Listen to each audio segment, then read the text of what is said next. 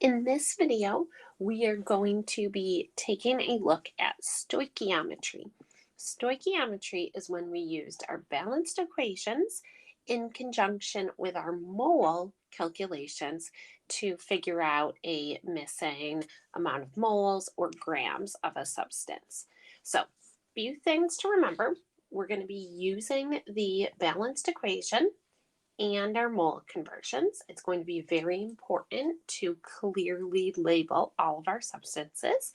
And remember that the coefficients in the balanced equation represent our mole ratios. So the very first thing we are going to do is to just take a look at our mole ratios. So if we're given this reaction here, so 2 moles of C2H6 react with 7 moles of oxygen gas to make 4 moles of carbon dioxide and 6 moles of water. You want to think of this balanced equation as your recipe for the reaction. And just like if we were baking chocolate chip cookies, if you want to double the recipe, we have to double all of our ingredients, and then we would get out twice as many chocolate chip cookies. So we have to keep all of these ratios consistent, but we could cut it in half. We could multiply it by 10, multiply it by 3. So we just want to keep it in mind that our balanced equation is kind of like a recipe and the coefficients represent our mole ratios. So first problem, how many moles of carbon dioxide are produced when 2 moles of C2H6 react? So we just look at the equation, C2H6 and carbon dioxide. So if 2 moles of C2H6 reacts, we are getting out 4 moles of carbon dioxide. So this one wasn't really a calculation. It was literally just reading the equation. All right, in example 2, we're looking for how many moles of water are produced if 4 moles of C2H6 react. So again, we're looking at the C2H6, and this time we are looking at water. So my balanced equation tells me I should be using 2 moles of C2H6. So in my recipe, I should be using 2 moles of C2H6. But I'm going to turn that into 4 moles. So essentially what I am doing is I am doubling my recipe. So if I am doubling the amount of C2H6 that I'm putting in, I would also be doubling the amount of water that I would get out. So therefore, I will be producing 12 moles of water. All right, and then in my final example here, how many moles of water, so again, I'm looking for moles of water, are produced when 5 moles of C2H6 react. So a couple of different ways you could do this. One, in order to get from 2 to 5, we would be multiplying our reaction by 2.5, so increasing it by a factor of 2.5. So we could just do 6, the moles of water, times 2.5, and that would give us 15 moles of water. You could also just set up a proportion, or you could look at the ratio. 2 to 6 is 1 to 3, so therefore 5 to 15. So when we are looking at moles, we can just simply read the balanced equation. If we get numbers that are not user-friendly, then we can set up a proportion. On this slide, we are going to take a look at some additional problems other than just the mole-to-mole ones. So first off, we have a reaction. So you should pause the video real quick and balance it. This one's a pretty easy one to balance. We get 1, 1, and 2. So if we want to produce 5 moles of HCl, that would require how many moles of Cl2? So we can do this a couple of different ways.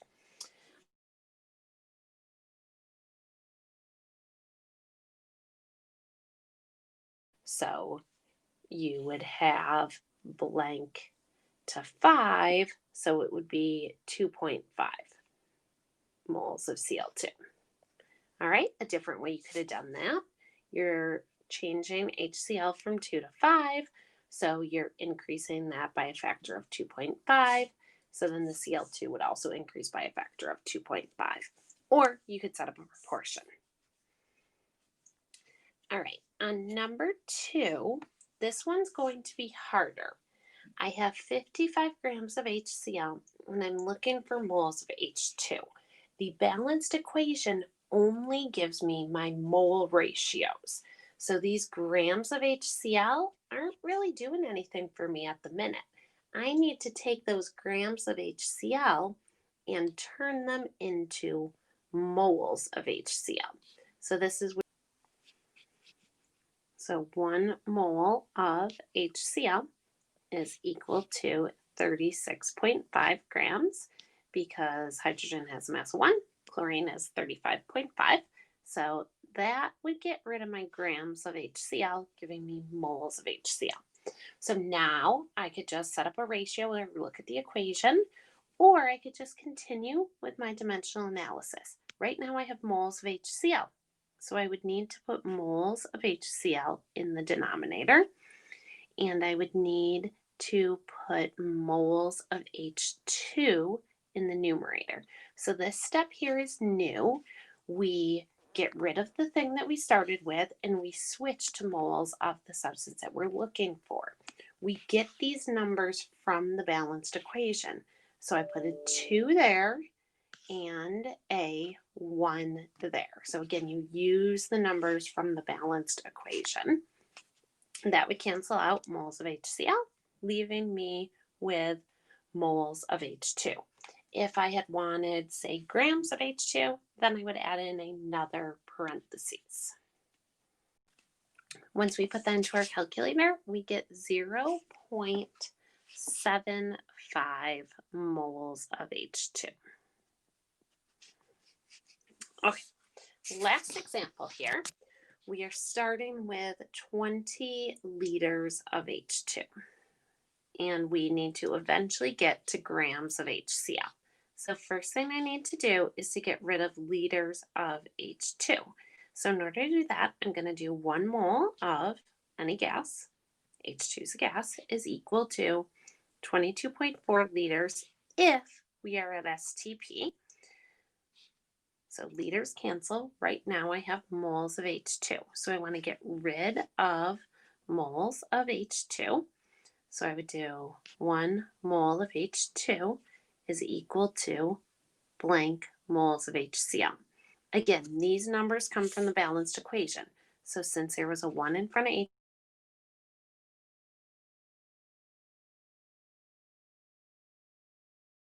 so that takes the place of our mole ratio.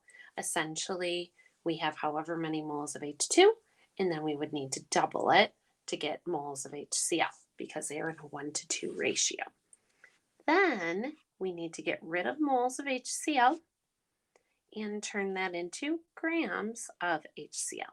So we use the gram formula mass for HCl, and then that cancels out moles of HCl, leaving us with grams of HCl. So now we just pick up our calculator and do our math. And that would give us 65 grams of HCl. So the one step here that tends to trick people is this step here. That takes the place of the mole ratio, and that converts us from the moles of what we have to the moles of what we found using the numbers from the balanced equation. So now we're just going to practice one more together. If you feel like you already have the hang of this, then you can pause the video and try this on your own. If you feel like you need a little bit more help, then we can go through it together. So first thing we have to do before we can do anything is balance out our equation. So we would need 2 carbons, so I'm going to put a 2 in front of CO2. I have 4 H's, so I would also need to put a 2 in front of water. That would give me a total of 6 oxygens, so then I would need to put a 3 in front of O2, and C2H4 would be a 1. So in my first problem, I have how many liters of O2 are used to produce 1 mole of water. So I would start with 1 mole of water over 1 because that's what I was given. All right, I do not want moles of water in my answer, so I'm going to need to put them in the denominator. I'm going to convert from moles of water to moles of oxygen because that is the thing I am looking for. This step here takes the place of my mole ratio, and the numbers come from the balanced equation. Since there is a 2 in front of water, I put 2 moles of water. Since there is a 3 in front of O2, I do 3 moles of O2. So this takes the place of the mole ratio step. That gets rid of moles of water. Now I have moles of O2, so I'm closer to my final answer.